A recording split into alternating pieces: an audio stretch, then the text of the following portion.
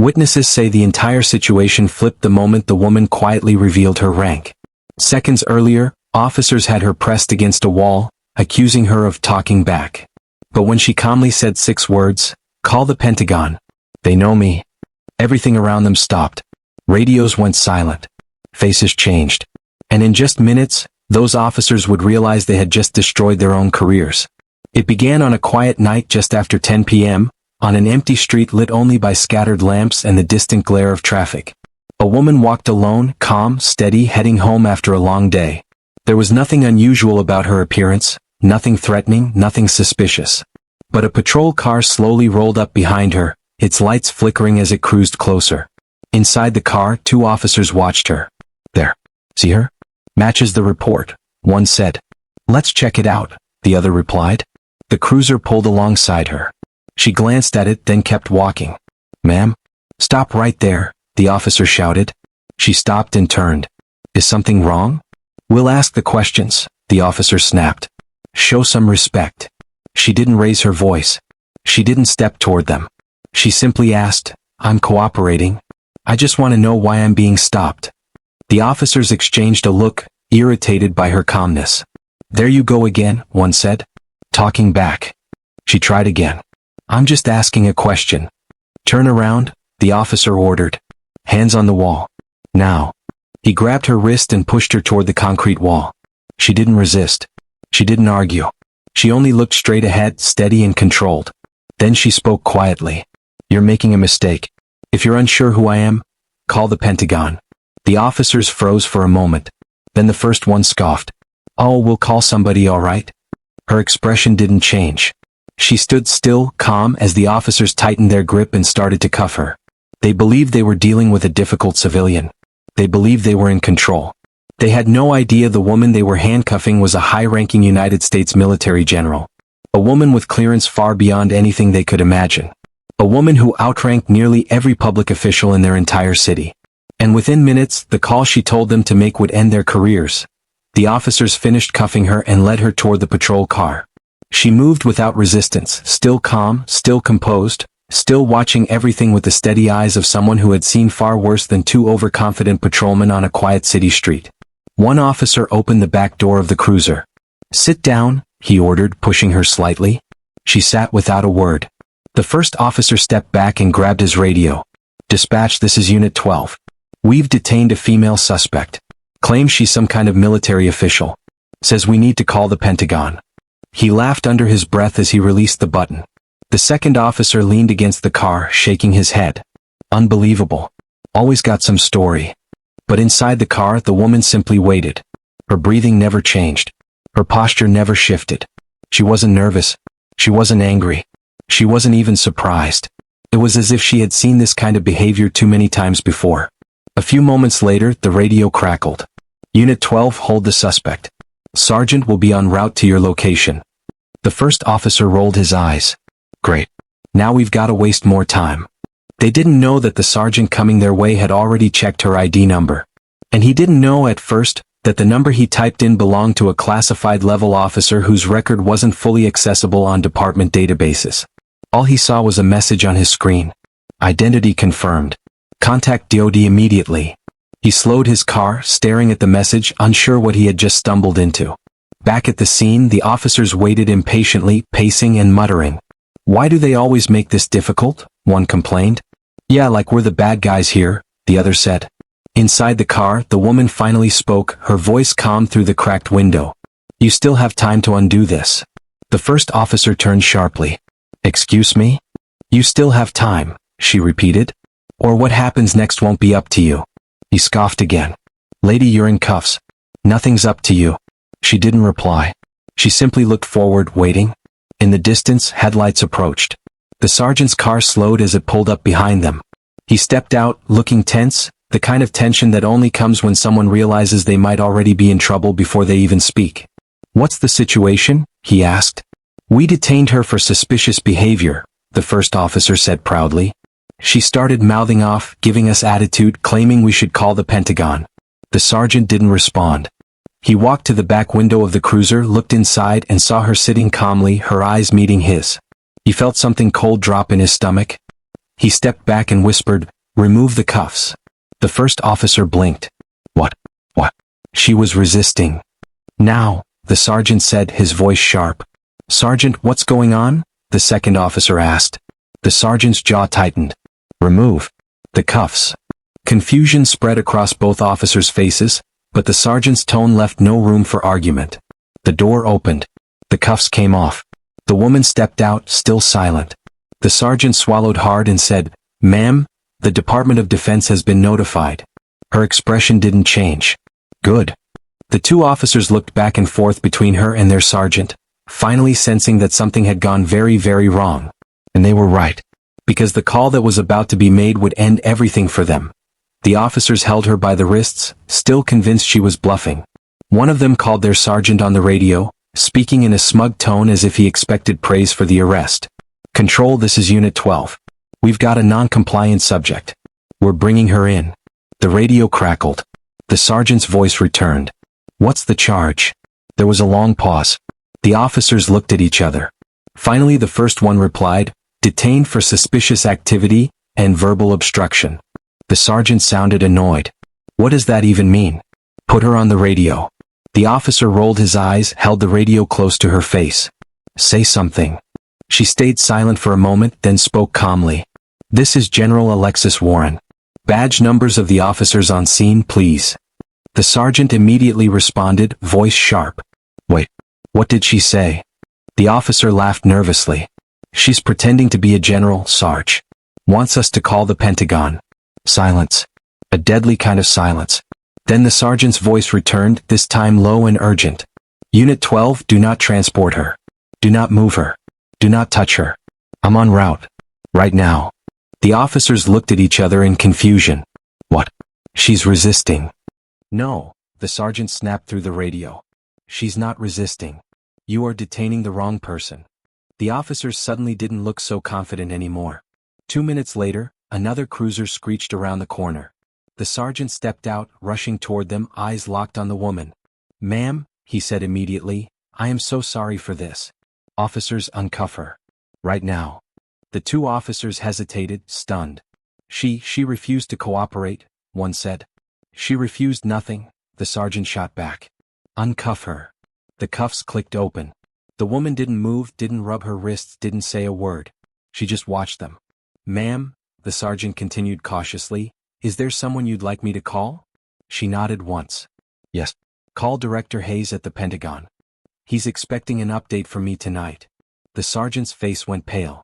He stepped aside, dialing the number with trembling hands. The officers watched, confused and increasingly nervous, as the sergeant kept glancing at them while waiting for someone to pick up. Finally, the call connected. "Sir? This is Sergeant Miller. I believe we have detained, accidentally." He stopped talking. The voice on the other end was clearly furious, loud enough that even the officers could hear muffled shouting from a few steps away. "Why, sir?" the sergeant stammered. "Understood. Yes. Immediately." He hung up slowly, turning toward the officers. "You too," he said, pointing at them, "return to the station. Now. No excuses. No questions. But Sarge. Now." The officers backed away, shaken, climbing into their cruiser. The woman watched them leave. Then she turned to the sergeant and said quietly, "The investigation starts tonight." The officers finished securing the cuffs and led her toward the patrol car. She walked without resistance, her steps steady, her breathing calm. One of the officers muttered under his breath, annoyed by what he thought was an attitude problem. The other kept glancing at her, uneasy, as if something about her composure didn't match the situation. At the car, they sat her on the curb while one officer stepped aside to radio in. "Dispatch, this is Unit 12. We have a female detainee refusing to identify herself. Claims we should call the Pentagon." There was silence on the line for a moment. Dispatch finally responded. "Repeat that? Call the what?" "The Pentagon," the officer said, rolling his eyes. "Yeah, that's what she said." The woman remained silent, staring at the ground, almost as if she were waiting patiently for everyone else to catch up. The second officer scoffed. "Let's just take her in. Let booking figure out who she thinks she is." But before they could act, another voice crackled through the radio, not dispatch, not a sergeant, but someone neither officer recognized. "Unit 12, hold your position. Do not transport. Repeat, do not transport. Both officers exchanged confused looks. Identify yourself? Hold your position, the voice demanded.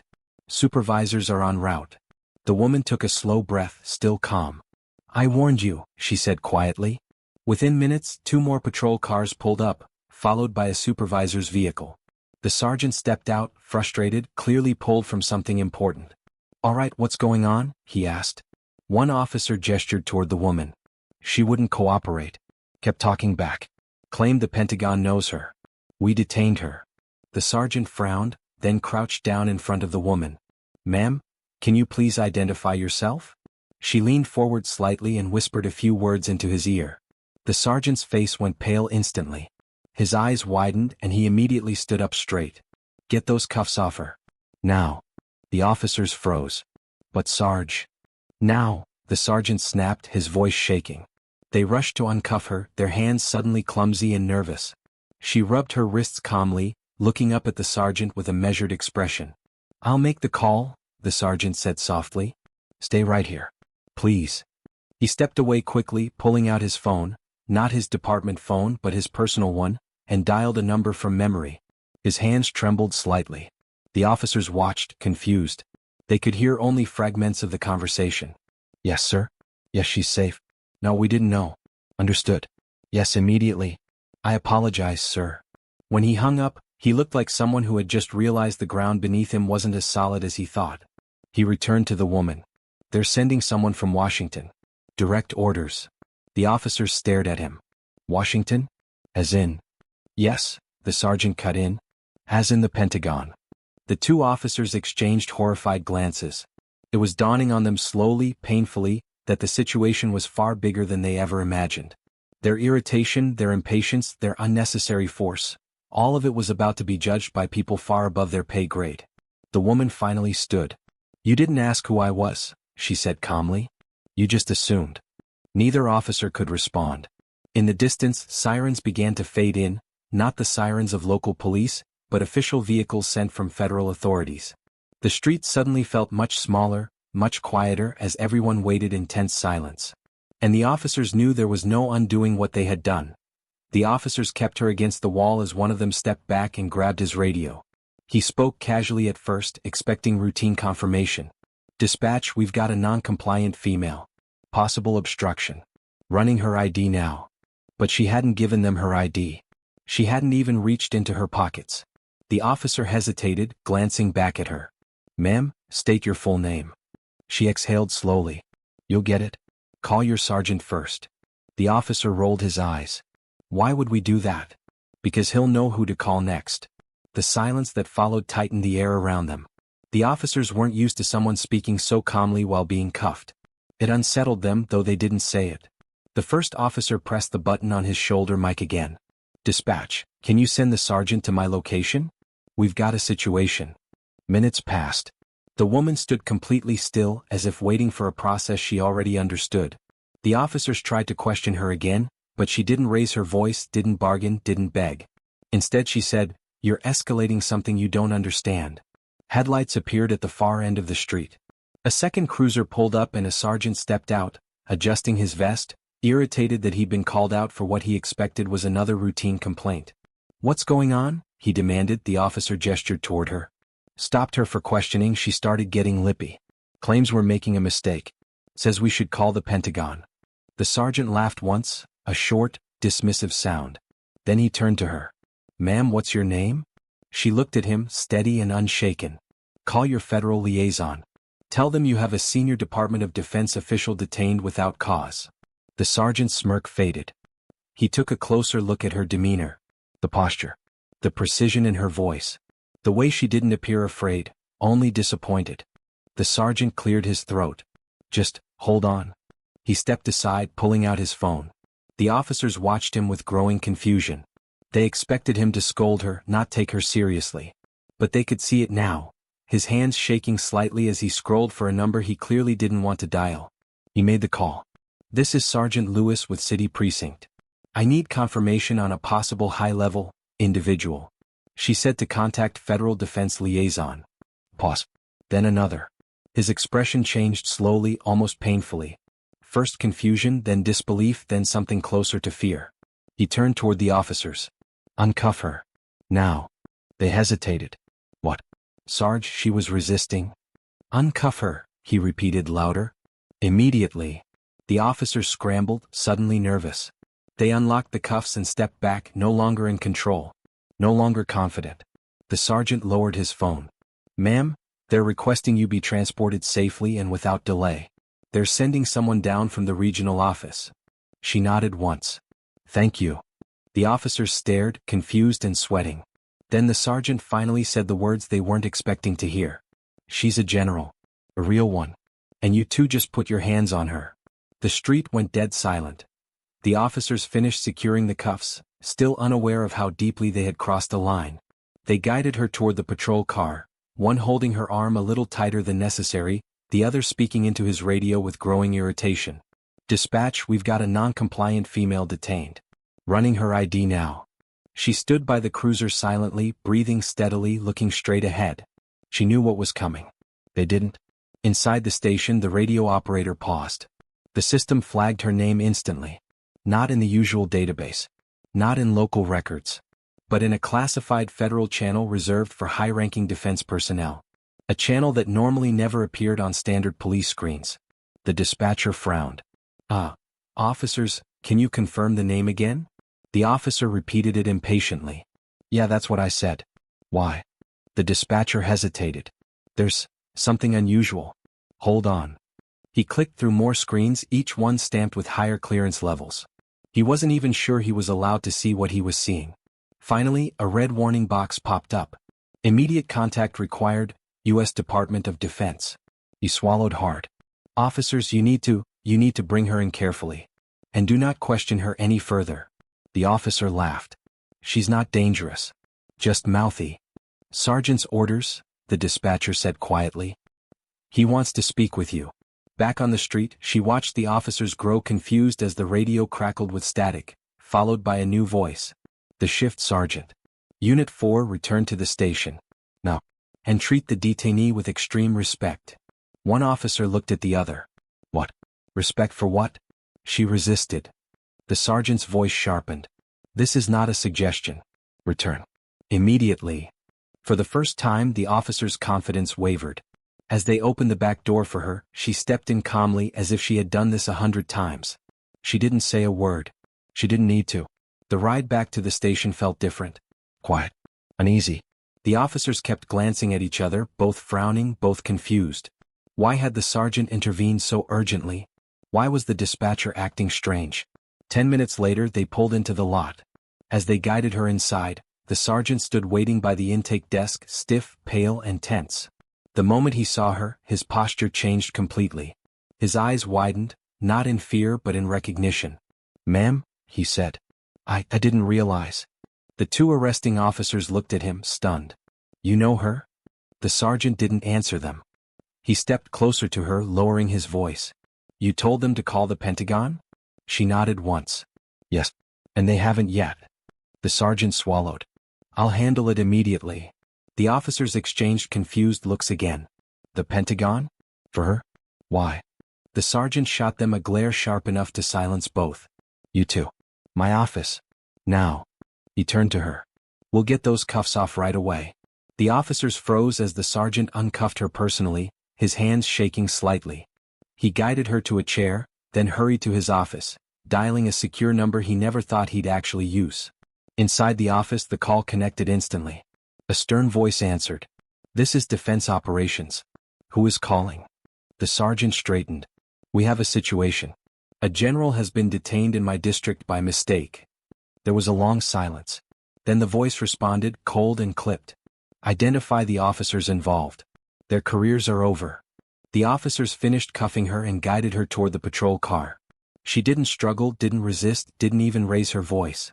She simply walked as if she already knew exactly how the next few minutes would unfold. The officers thought her calmness was arrogance. They thought she was bluffing.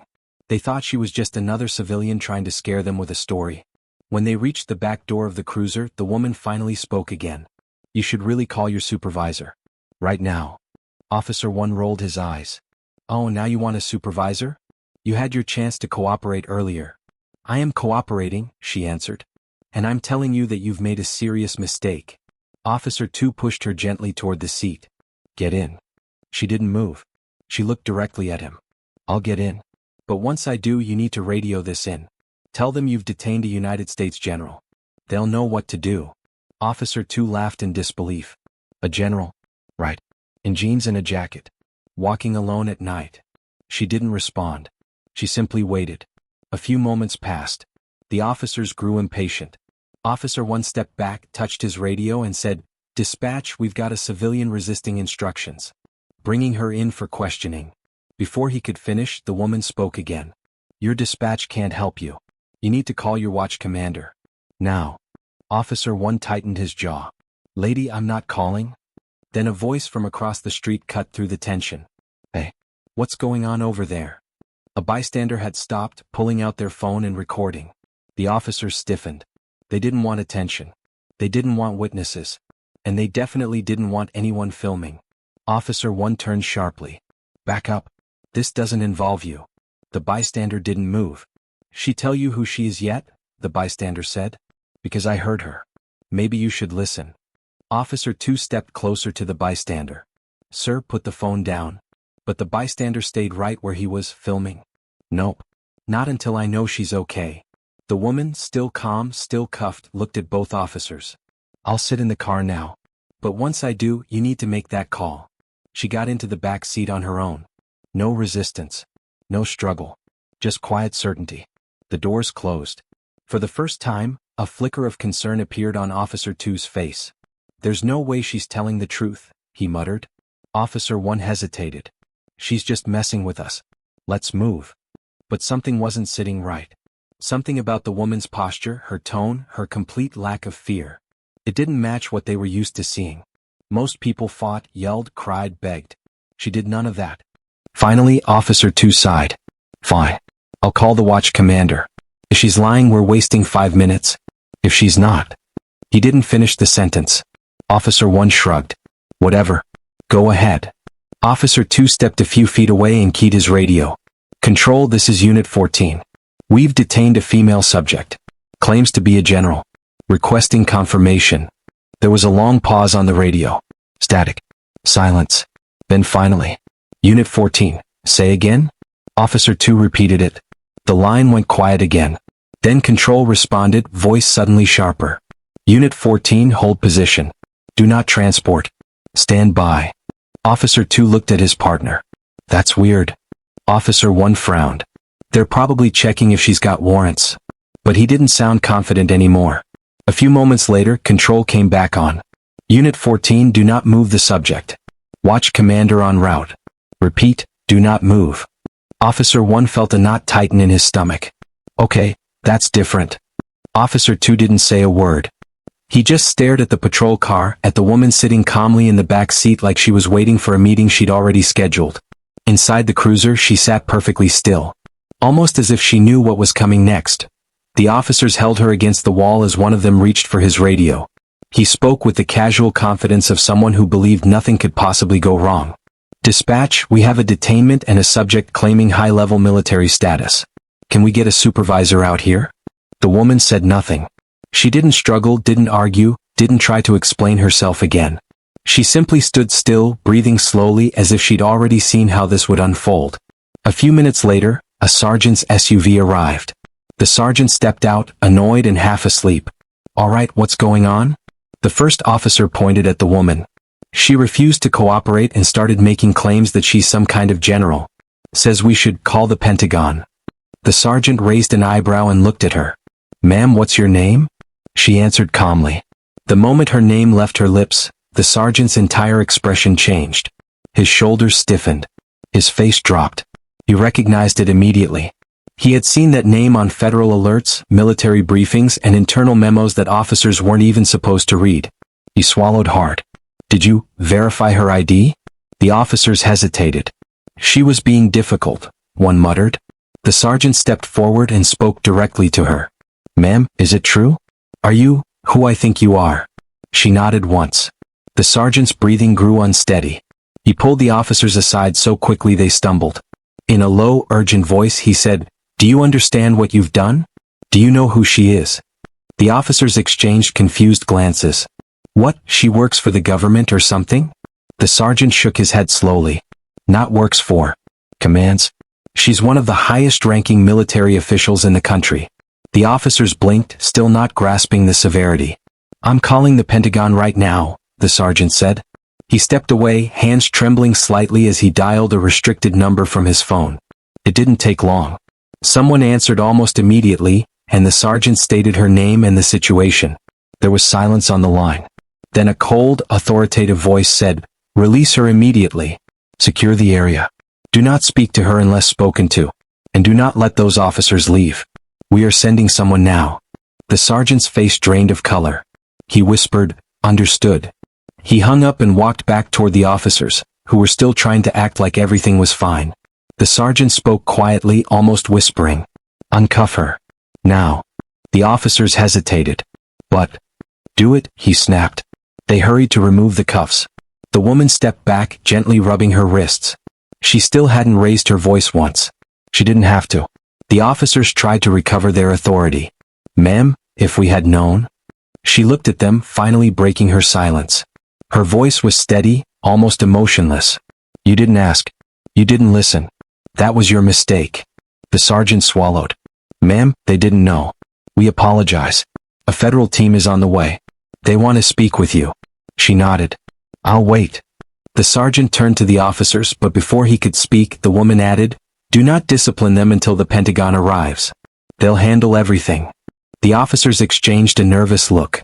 They could feel the ground shifting beneath them, the weight of something far larger than a street stop closing in on their careers. They had no idea what was coming next. The officers kept her restrained, irritated that she wasn't begging or panicking. Most people argued, cried, or tried to explain themselves. But she stayed perfectly calm, almost too calm, and that only made them angrier. Another patrol car pulled up. A supervising sergeant stepped out, annoyed he had been called out so late. "What's going on?" he asked. "Non-compliant suspect," the first officer said. "Mouthy. Wouldn't answer questions." The sergeant looked at the woman. Something about her posture didn't match the situation. She wasn't scared. She wasn't confused.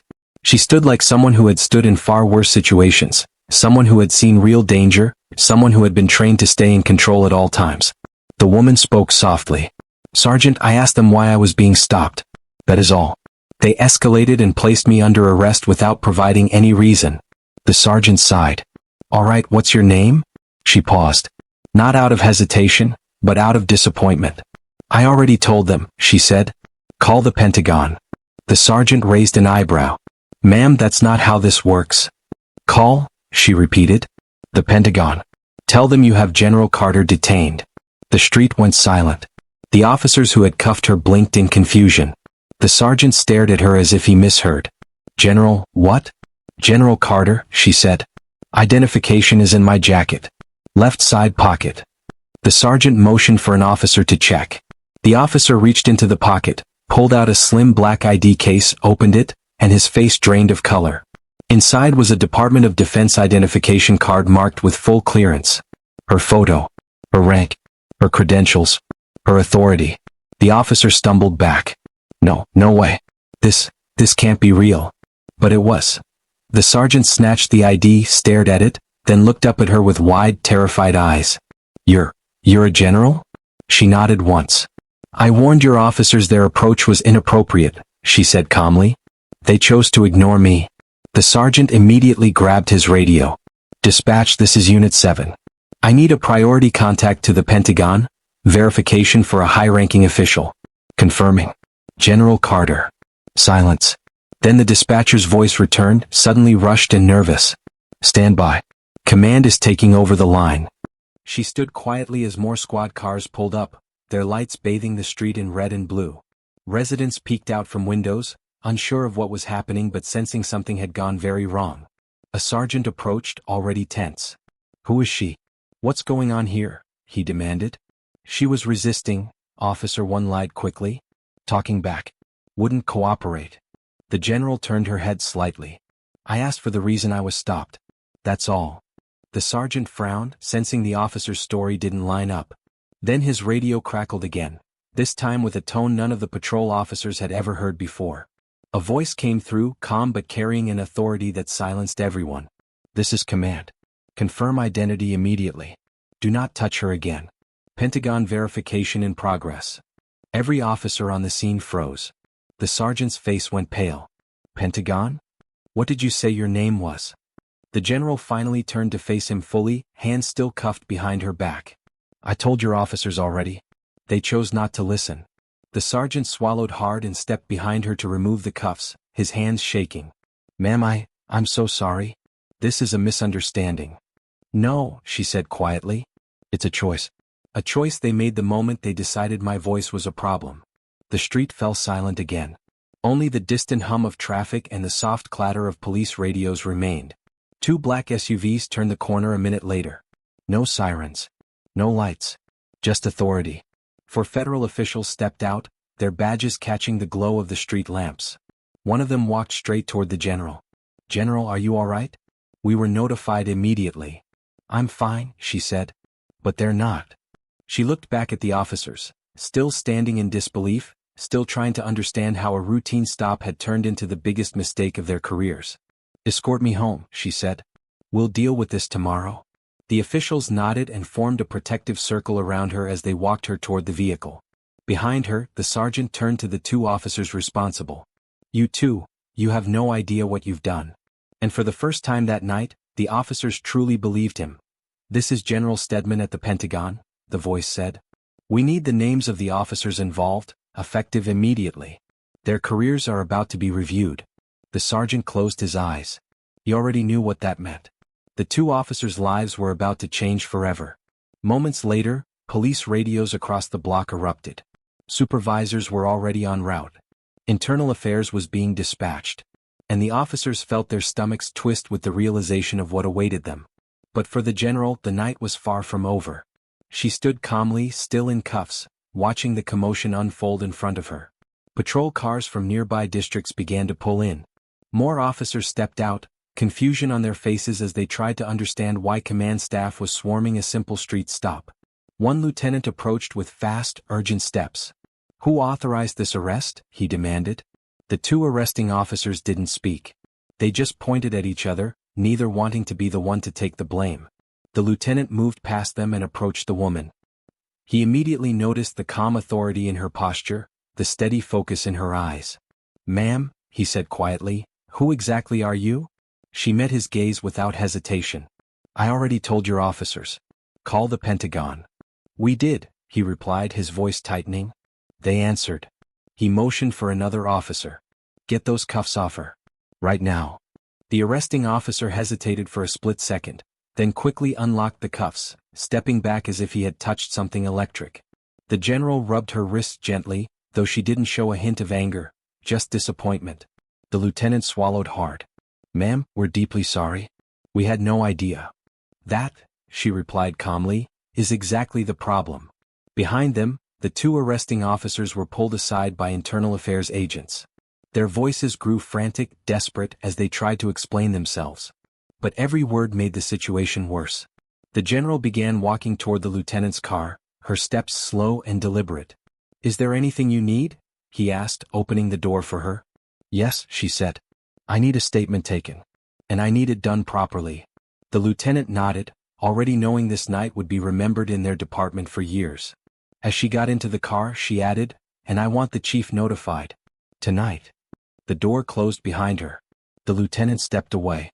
The officers who had put her in cuffs watched the car pull off, their futures unraveling with each passing second.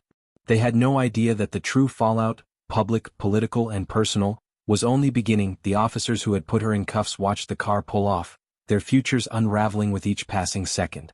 They had no idea that the true fallout, public, political, and personal, was only beginning. Inside the lieutenant's vehicle, the general sat silently, hands resting on her knees, eyes fixed on the passing lights outside the window. The adrenaline of the confrontation had long faded. Now she was moving with intention, with purpose, and with the kind of calm that comes from years of command. At the station, a quiet storm was already brewing. Supervisors clustered in small groups, whispering in rushed tones.